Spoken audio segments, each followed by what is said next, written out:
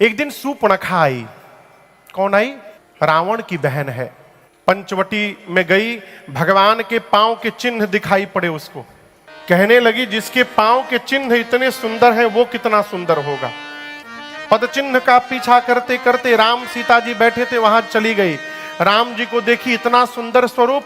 राक्षसी थी, नकली माया का चेहरा, सुंदर चेहरा बना के राम जी के पास गई और मालूम है जाकर क्या बोली? तुम सम पुरुष नमो सम नारी, तुम सम पुरुष नमो सम नारी, यह संजोग विधि रचा विचारी, यह संजोग विधि रचा विचारी, मम अनुरूप पुरुष जग माही, मम अनुरूप पुरुष जग माही, देखे खोज लोक तिहु नाहि, देखे खोज लोक तिहु नाहि, ताते अब लगी रहे कुंवारी, ताते अब लगी रहे कुंवारी, मन माना कछ तुम ही निहारे, मन माना कछ तुम ही निहारे। सूर्पणखा राम जी को देखकर बोली, 3 लोक 14 भुवन में घूम घूम कर यहां आई हूं, न तुम्हारे इतना सुंदर कोई पुरुष मिला, न मेरी इतनी सुंदर कहीं कोई स्त्री मिली।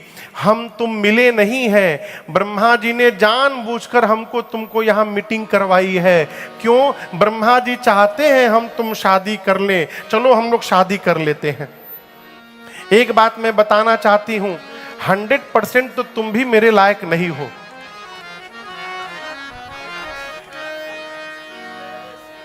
लेकिन मन माना कछु तुम ही निहारे। इसके पहले मैं जिसको जिसको देखी मेरा मन थोड़ा भी नहीं माना, ना ना, इज नॉट फॉर मी। लेकिन तुमको देखने के बाद मेरा मन थोड़ा सा मान गया है। चलो शादी कर ले। भगवान सोचे जो लड़की अपने लिए दुल्हा ढूंढ रही है घूम घूम के वो कितने संस्कारी घर से आई है और आगे कह रही है कि हमको देखकर मन थोड़ा सा माना है। इट मीन्स हमसे सुंदर मिलेगा तो भाग जाएगी छोड़ के। भगवान बोले पहले ट्राई करो। राम जी बोले हमको क्या देखी हो, उधर जाओ, अहै कुमार मोर लघु भ्राता, मेरा छोटा भाई है, एक बार उसको देखो। सुनी छोटका इनसे सुंदर है, छोड़ के चली गई। राम जी बोले सही बोल रही थी। लक्ष्मण जी के पास गई। लक्ष्मण जी दूर से पहचान गए, रावण की बहन है ये, राक्षसी है। रावण जी के पास भी वही पेन ड्राइव लगाई। 3 लोग 14 भुवन घूमी, कोई नहीं मिला, हम तुम मिले, ब्रह्मा जी मिलाए हैं जानबूझकर, चलो शादी कर ले। लक्ष्मण जी बोले do you know who I am? मेरे बारे में कुछ जानती हो? बोली वो बोल रहे वहां जो बैठे आप कुमार हैं।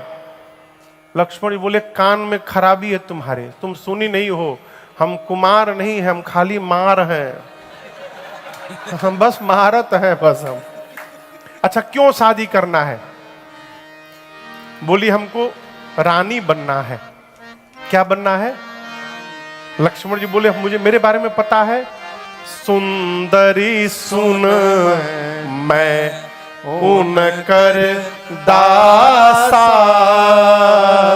जो तुमको मेरे पास भेजे हैं, हे सुंदरी मैं उनका दास हूं। बोली क्या? हाँ।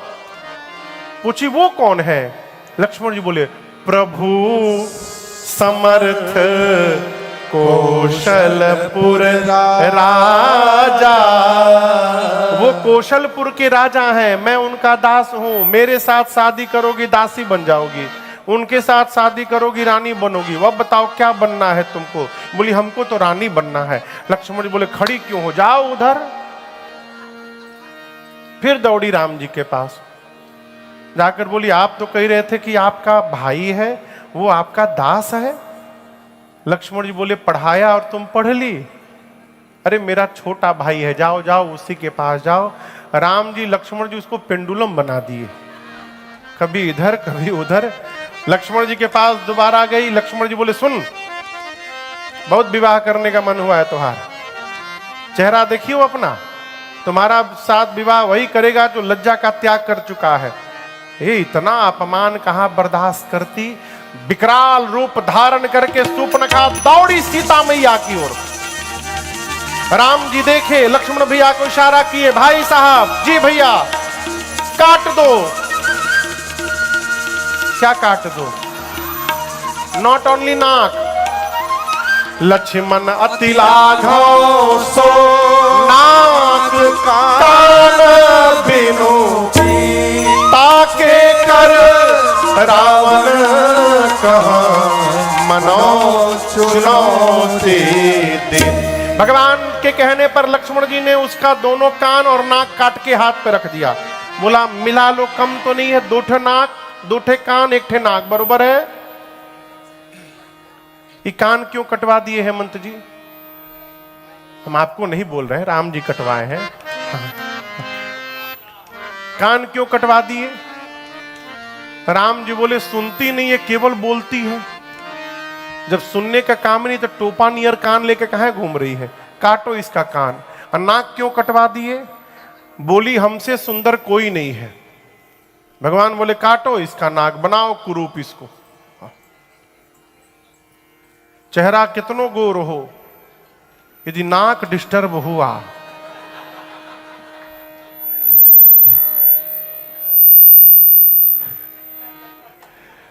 देखिए, सुंदरता का सारा केंद्र नाक पर ही है। नाक बिगड़ा फिर भगवान मालिक है। इसलिए मुंह नक्शा नहीं कहते हैं, नाक नक्शा कहते हैं। हाँ। नाक नक्शा कैसा है? नाक नक्श, हाँ। नाक का डिजाइन कैसा है? भगवान उसका नाक कटवाए, बोले बनाओ इसको कुरूप। नाक कान कटा, खून का फव्वारा है, इधर से छुरछुरी निकल रहा है, इधर से छुरछुरी निकल रहा है, खून का। उसको क्या बोलते हैं? फव्वारा। फव्वारा, हाँ, खून का एकदम वो फव्वारा बन के पहुंची खरदूषण के पास। खरदूषण आए, राम जी ने ऐसी लीला रची, आपस में ही लड़के दोनों मर गए। खरदूषण जब मर गए तब पहुंची सूर्पणखा रावण के पास, जाकर लगी चिल्लाने, दिन रात तुम सोते हो, तुमको पता नहीं रावण, तुम्हारा शत्रु तुम्हारे सिर पर आ गया है। अब रावण बोला नाक से खून, कान से खून। बोली नाक कान कहां कटवा के चली आई तुम? पूरी बात बताई। दो राजकुमार आए हैं, राम लक्ष्मण। राम के कहने पर लक्ष्मण ने काटा, उनके साथ एक बड़ी सुंदर स्त्री है। रावण बोला मेरे पास क्यों आई? खरदूषण के पास जाना चाहिए था ना। बोली गई थी मैं। फिर आगे बताओ। वो भी दोनों गए थे। फिर क्या हुआ बताओ? चले गए। रावण बोला कहां चले गए? बोले ऊपर चले गए, मर गए दोनों। खरदूषण मर गए। रावण सुना तो हिल गया भीतर तक, एकांत में गया, कक्ष का द्वार बंद करके, और रावण सोचने लगा खरदूषण मोहि समबलवंता, अति नहीं कुमारई बिनु भगवंता। खरदूषण बोले, रावण बोला जितना बल मेरे में है उतना ही बल खरदूषण में था। भगवान को छोड़कर दूसरा कोई उनको मार नहीं सकता। खरदूषण रावण यदि मर गए हैं तो इसका केवल और केवल एक अर्थ है कि भगवान ने अवतार ले लिया है। अब रावण बेचैन हो गया, भगवान अवतार ले लिए, मेरा उद्धार कैसे होगा? टाइम नहीं है। तुरंत उठाया माला, आज से भजन शुरू करूंगा। और आधी माला जपा, तब तक जम्हाई आ गए, माला नीचे गिर गई। फिर कहता है होई भजनन तामस देहा, मन क्रम बचन मंत्र दृढ़। रावण बोला कि मेरे से भजन तो बन ही नहीं पाएगा, तामसी शरीर है, क्या करूं क्या करूं? भगवान आ गए हैं, उद्धार कैसे होगा? बहुत सोचने के बाद कोई रास्ता नहीं मिला।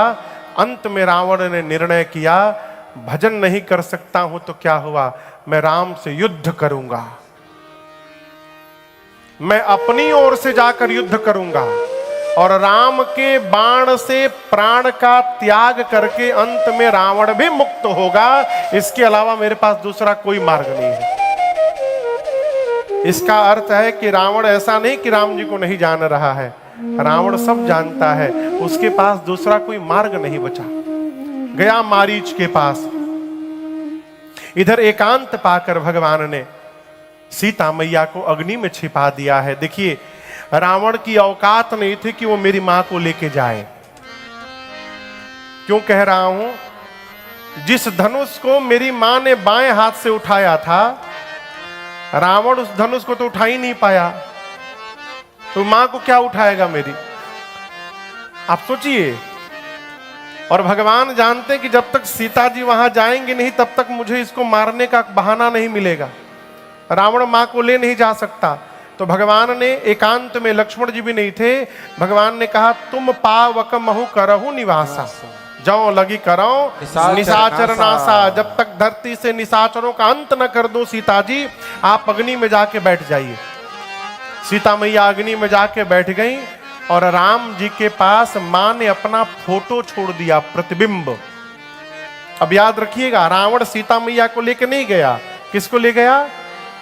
मां का प्रतिबिंब लेकर गया है। इधर रावण गया मारीच के पास, जाकर कहा कि चलो सोने का हिरण बनो, राम की पत्नी का हरण करना है। मारीच बोला दिमाग खराब हो गया है तुम्हारा, राम जीव नहीं है, भगवान है, शरण में चलो। रावण बोला प्रवचन न दो हमको, यस और नो में उत्तर दो, चल रहे हो कि नहीं चल रहे हो? मारीच बोला जाऊंगा तो राम मार देंगे। रावण बोला ना बोलो, मैं अभी मार दूंगा। तुम एक बार नो बोलो बस, मैं अभी मार दूंगा। मारीच बोला अरे ये तो जाऊंगा तो राम जी मारेंगे, नहीं जाऊंगा तो ये पापी मारेगा। इसका क्या मतलब?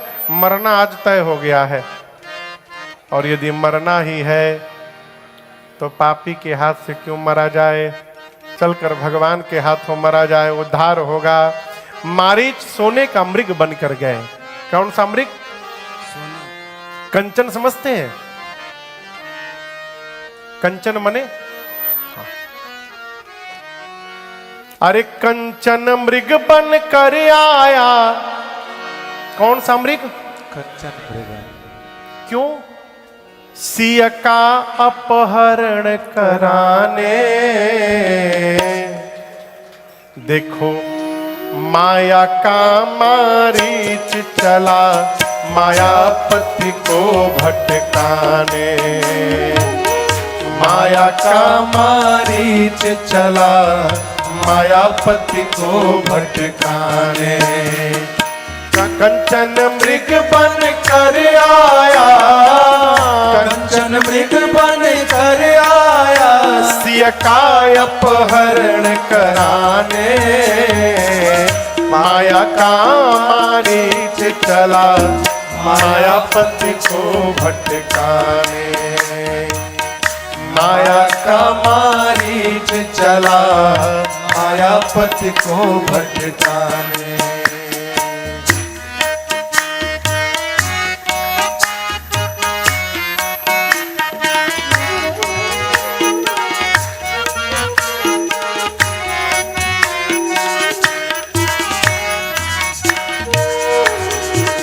सीता बोली वो देखे स्वामी जी मृग कंचन का, लाए चर्म निशान रहेगा 14 वर्ष गमन का।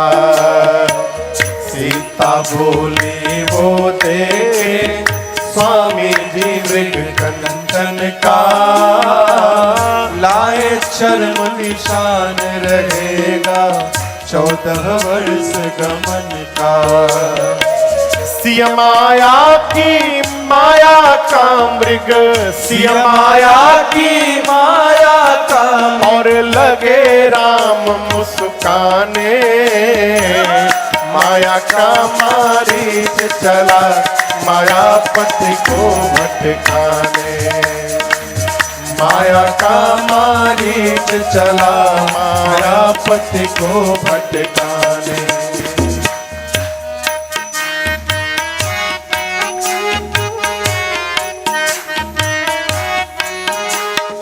क्या है ये?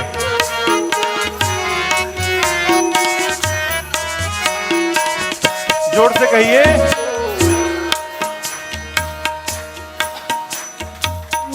यदि वो हिरण सोने का न दिखाई दिया होता तो क्या सीता जी उसका चर्म मांगती? ये जो सोना है ना, असली में यही माया है। इसी ने गोल्ड सुख में सबको फंसाया है।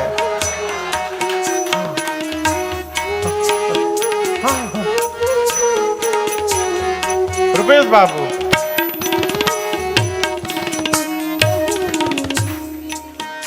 इस सोना जब बहुत घर में हो जाए तो रात का सोना चला जाता है। इसलिए सोना उतना ही हो कि जीवन में सोना बना रहे। आनंद बाबू, माया सोना है, इसके आगे यह जगत खिलौना। कितने लोगों को जीवन भर सोने दिया न सोना। माया सोना है, इसके आगे यह जगत खिलौना। कितने लोगों को जीवन भर सोने दिया न सोना। राम चले सोने के पीछे, राम चले सोने के पीछे। अरे हम सबको समझाने माया का मारीच चला, मायापति को भटकाने। माया का मारीच चला, मायापति को भटकाने। कंचन मृग बन कर आया, कंचन मृग बन कर आया, सिया का अपहरण कराने। माया का मारीच चला, मायापति को भटकाने। माया का मारीच चला, मायापति को भटकाने। माया का मारीच चला, मायापति को भटकाने।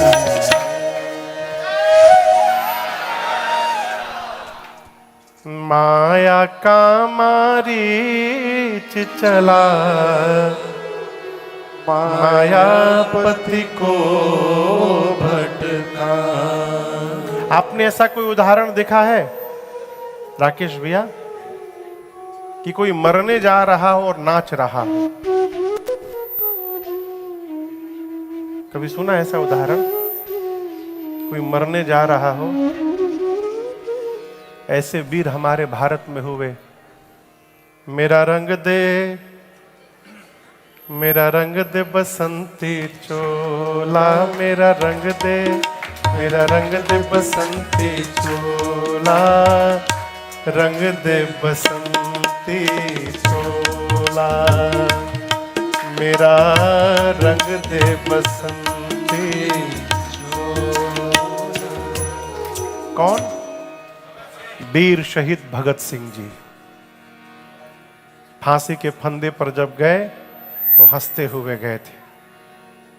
उनकी माँ जब एक दिन पहले मिलने आई थी तो माँ बोली, मैं रोऊंगी नहीं, मैं नहीं चाहती कि मेरा बेटा कुर्बानी देते समय उदास हो करके जाए, इसलिए मैं रोऊंगी नहीं तुम्हारे सामने। ऐसी वीर माँ को प्रणाम और भगत जी जैसे सपूत को प्रणाम। क्या भगत सिंह हंसते हुए मरने गए और क्या आज मारीच जा रहे हैं? आपको बताऊं, मारीच आज अपने को धरती का सबसे सौभाग्यशाली जीव मान रहा है। बोला मेरे जैसा भाग्यशाली कौन होगा। आज मैं हिरण बनकर आगे आगे भागूंगा। पूरा जगत राम के पीछे दौड़ता है, आज राम मेरे पीछे दौड़ने वाले हैं, मेरे पीछे भगवान दौड़ेंगे। मेरे से भाग्यशाली कोई है? बहुत दूर मारीच गए और यहां दर्शन करिए, राम जी तुरंत नहीं मारे। भगवान मारीच की अंतिम इच्छा जानते हैं, मम पाछे धर धावत धरे सरासन बाण। अगर मारीच कहते हैं कि कोई राम जी की एक झलक के लिए तरसता है। आज मेरा सौभाग्य देखिए, मैं आगे आगे दौड़ूंगा, अब बीच में पीछे मुड़ मुड़ के कई बार राम जी को देख लिया करूंगा। आज मेरे से भाग्यशाली दूसरा कोई नहीं है। उनकी इच्छा पूरी करने के लिए भगवान तुरंत नहीं मारे, बहुत दूर गए। जाकर भगवान ने बाण मारा। बाण लगते मारीच ने कहा, हां लक्ष्मण, और उसके बाद धीरे से पाछे सुमेरे सी मन महू राम कह के मारीच ने प्राण का त्याग कर दिया। हाँ लक्ष्मण सुनते सीता जी ने लक्ष्मण जी को भेजा है, और आप सब जानते हैं रावण आकर मेरी मां को लेकर गया पुष्पक विमान में बिठा करके। रास्ते में जटायु जी की दृष्टि पड़ गई। जटायु जी देखे तो पहचान गए कि ये तो रघुकुल के तिलक राम की पत्नी मेरी बहू सीता है। जटायु जी वहीं से चिल्लाए, सीते पुत्री करसी जनि त्रासा, आता हूं करिहूं जात उधान करनासा, अभी इस दुष्ट का समापन करता हूं। जटायु जी ने रावण को मालूम है क्या बोला? दुष्ट, रे रे दुष्ट ठाड़ की न होई। रावण को पहली बार जीवन में किसी ने दुष्ट शब्द से संबोधित किया। रावण कांप उठा, किसकी मृत्यु आ गई। जटायु जी चले। आपको मालूम है जटायु जी की उम्र कितनी थी उस समय? पता है? 60,000 वर्ष, 60,000 ईयर्स उनकी उम्र है। बूढ़े हो गए हैं। जटायु जी गए रावण से, बोले रावण अभी भी कुछ नहीं बिगड़ा है, सीता को वापस कर दो, नहीं तो जिस प्रकार अग्नि में कीड़े मकोड़े जलकर भस्म होते हैं, राम के क्रोध रूपी अग्नि में तुम्हारा पूरा परिवार भस्म हो जाएगा। रावण नहीं माना। वो स्वामी जी कहते हैं जटायु जी ने चोंच से इतना मारा रावण को, चोंच से एक दंड के लिए रावण मूर्छित हो गया 24 मिनट के लिए। जटायु जी ने पंजों से उसके सिर के बाल को पकड़ा, उठाकर पुष्पक विमान से नीचे धरती पर पटक दिया और जाकर वहीं खड़े हो गए। किसी ने कहा जटायु जी बहुत बढ़िया अवसर है, रावण बेहोश है, एक काम करिए इसकी 20 आंख नोच लीजिए चोंच से अपने। जटायु बोले नहीं, मूर्छित है ये, अब मूर्छित पर प्रहार करना ये धर्म के विरुद्ध है। उसने कहा धर्म अधर्म की परिभाषा बताइएगा, ये जगेगा तो मार डालेगा, ये नहीं सोचेगा धर्म अधर्म। जटायु जी बोले रावण तो अधर्मी है, मैं अधर्मी नहीं हूं, मैं भारत का पक्षी हूं, मैं अधर्म पूर्वक युद्ध नहीं कर सकता हूं, मैं नहीं मारूंगा। मारे नहीं जटायु जी। रावण जब जगा फिर से युद्ध प्रारंभ हुआ और लड़ते लड़ते रावण ने जटायु जी के दोनों पंखों को काट दिया। गोस्वामी जी कहते हैं काटत पंख पड़ा खग धरनी, सुमिरी राम कर अद्भुत करनी। कम पंख कट गए जटायु जी के, धरती पर गिर गए। जटायु जी बोले हे प्रभु आपने अद्भुत किया, अद्भुत किया, अद्भुत करनी नाथ। देखिए भक्त वही जो हर परिस्थिति में भगवत कृपा का दर्शन करे, वो भगवान का भगत है। राम जी सीता मैया को ढूंढते ढूंढते जटायु जी से मिले और जटायु जी ने पूरा वृत्तांत बताया। प्रभु रावण लेकर गया है दक्षिण दिशा में, मेरी ये दुर्गति रावण ने ही की है, केवल आपको बताने के लिए प्राण रखा था नाथ, मुझे विदा करिए। अविरल भक्ति मांगकर गीध गयऊ हरि धाम, भगवान ने जटायु जी को अपने धाम विदा किया है। और यहां दर्शन करिए, जो सौभाग्य राम जी ने अपने पिताजी को नहीं दिया, वो सौभाग्य राम जी ने जटायु जी को प्रदान किया। आपको एक बात बताऊं, जटायु जी महाराज और दशरथ जी महाराज दोनों मित्र थे। एक बार देवासुर संग्राम में जटायु जी ने दशरथ जी के प्राण की रक्षा की, वहीं से मित्रता हुई। दशरथ जी ने वचन दिया था कि मैं अपने बड़े पुत्र को आपको सौंपूंगा, मैं अपने ज्येष्ठ पुत्र को आपको दे दूंगा। जब अयोध्या में राम जी का जन्म हुआ तो जटायु जी भी गए थे लेने के लिए राम जी को, लेकिन दशरथ जी महाराज का जब भाव दिखाई पड़ा राम जी के प्रति, तो जटायु जी सोचे कि यदि राम को ले जाऊंगा तो ये जीवित नहीं बचेंगे। तो जटायु जी ने कहा, महाराज ये हमारे ही बेटे हैं, लेकिन संस्कार राम जी के हाथों नहीं हुआ। लेकिन जटायु जी ने पुत्र मान लिया था, तो जटायु जी का अंतिम संस्कार राम जी ने अपने हाथों से पूर्ण किया और उनको अपने धाम विदा किया। निज कर कीन्ही राम तेहि के क्रिया जथोचित। जटायु जी को गति देने के बाद भगवान आगे बढ़े।